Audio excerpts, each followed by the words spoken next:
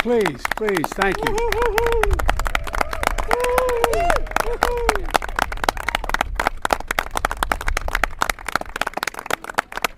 By the way, folks, I say to my dad, Dad, they're mispronouncing Balmer. My dad and the Biden, please sit down. The Biden family goes all the way back to being watermen in this bay for a long, long time, back in the mid-1800s. And my father was born and raised here in Baltimore. And there's a strong, strong connection. Still have family in the region as well. Governor Moore, Senator Cardin, Senator Van Hollen, Congressman Fumey, Mayor Scott, County Executive Johnny O. I like that. Johnny O, ho, ho. To all the military members and first responders, and most importantly to the people of Maryland, I'm here to say your nation has your back, and I mean it. Your nation has your back. And you've got, without exaggeration, one of the finest delegations in the Congress of any state in the Union. Amen. And they know how to get things done, and we're going to get this paid for, aren't we? Yes. Yes. Yes. All right. I was just briefed by the Unified Command about the ongoing impact of this tragic collapse of the Francis Scott Key Bridge last Tuesday. The damage is devastating, and our hearts are still breaking. Eight construction workers went into the water when the bridge fell. 6 lost their lives. Most were immigrants, but all were Marylanders. Hard-working, strong, and selfless. After pulling a night shift fixing potholes, they were on a break when the ship struck. Just seconds before, one of the men, named Carlos, who was only 24, left a message for his girlfriend. Here's what it said. "We just poured cement. We're waiting for it to dry," he said. Well, to all the families and loved ones who are grieving, I've come here to grieve with you. We all are.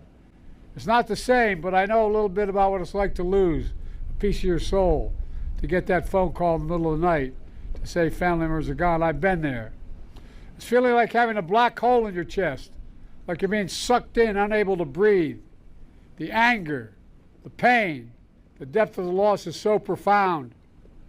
And we know it's hard to believe, and you're probably not going to believe me, but I can tell you now from personal experience, the day is going to come when the memory of your loved one as you walk by that park or the church or something that you shared together is going to bring a smile to your lips before it brings a tear to your eye. It's going to happen. It's going to take a while, but I promise you it will happen. And that's when you know you're going to be able to make it. I promise you it will come. And our prayers for you is that time comes sooner rather than later, but it will come. We'll also never forget the contributions these men made to this city. We're going to keep working hard to recover each of them. And you know, my vow is that we will not rest, as Carlos said, until the cement has dried and the entirety of a new bridge. A new bridge.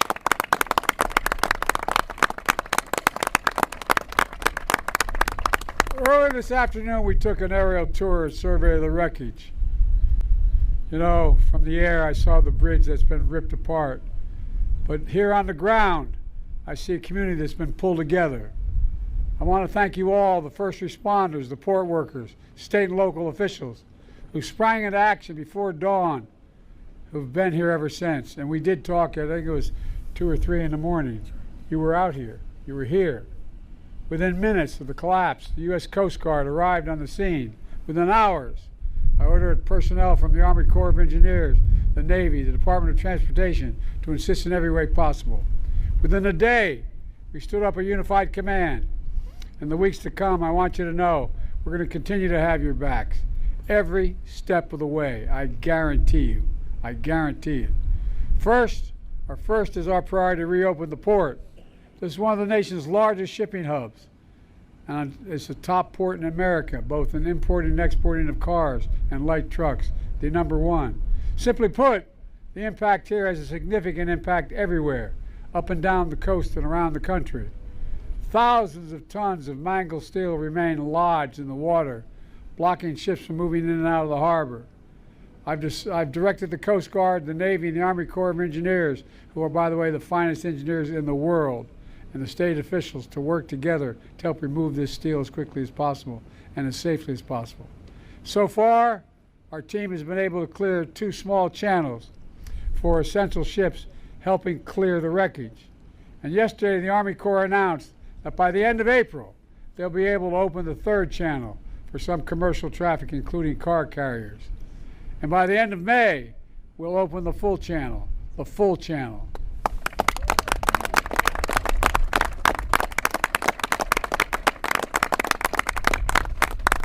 My task force on supply chain disruption has been engaging with union, rail, trucking, shipping, state and local leaders to minimize the impact on our supply chains.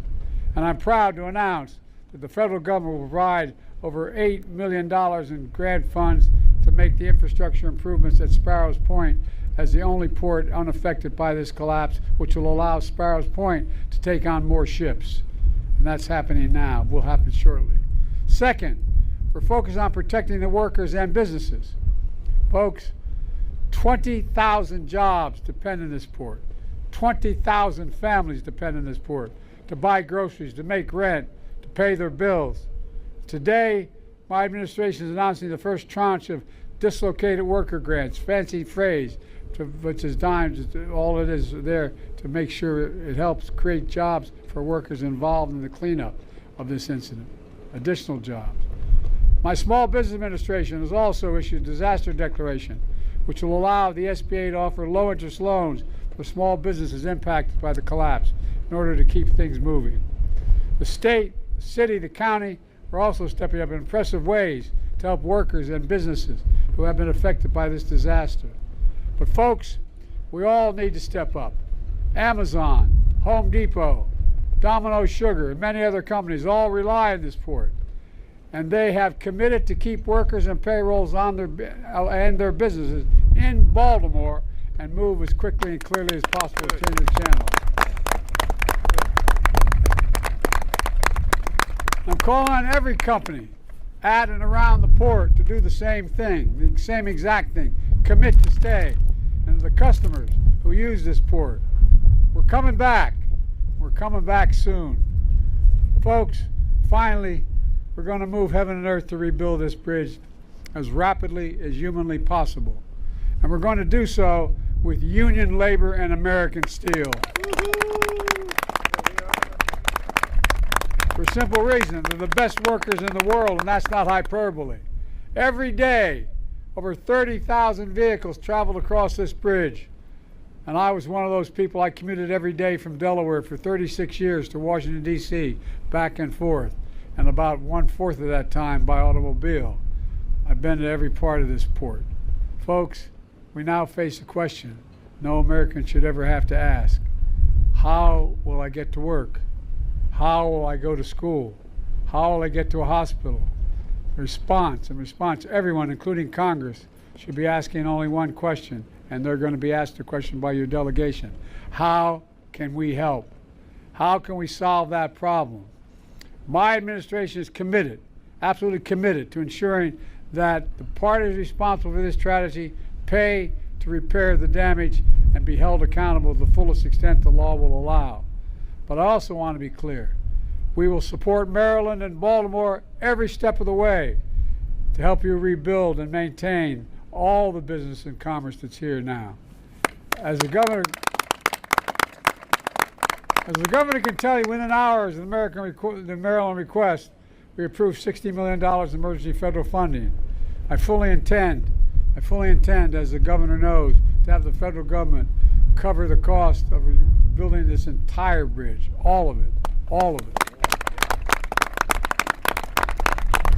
As we've done in other parts of the country in similar circumstances. When I stand here, I call on Congress to authorize this effort as soon as possible. Let me close with this. This port is over 300 years old. As a matter of fact, as I said, my great-great-grandfather worked here as a waterman in this bay. This port is older than our republic, and it's been through tough times before. During the War of 1812, a young mariner named Francis Scott Key, to whom the bridge was named after, sat in a boat in this very harbor, and he watched the British troops launch an attack after attack on American forces. But as the dawn broke, we saw the American flag still flying. Baltimore was still standing, and our nation, as he wrote in the Star-Spangled Banner, had made it through a perilous fight. Folks, this is going to take time, but Governor Moore, Senator Cardin, Senator Van Hollen, Congressman Mafumi, Mayor Scott, County Executive Johnny O, and others are going to rebuild this bridge as rapidly as possible. And folks, we're determined to come back even stronger. We're the only nation that's gone through every crisis that we've had. We've come out stronger than we went in, and we're going to do it here as well. And once more, to make this perilous challenge. You know, because we're the United States of America, there's nothing beyond our capacity when we do it together. Think about that. Remember who we are. We're the United States of America.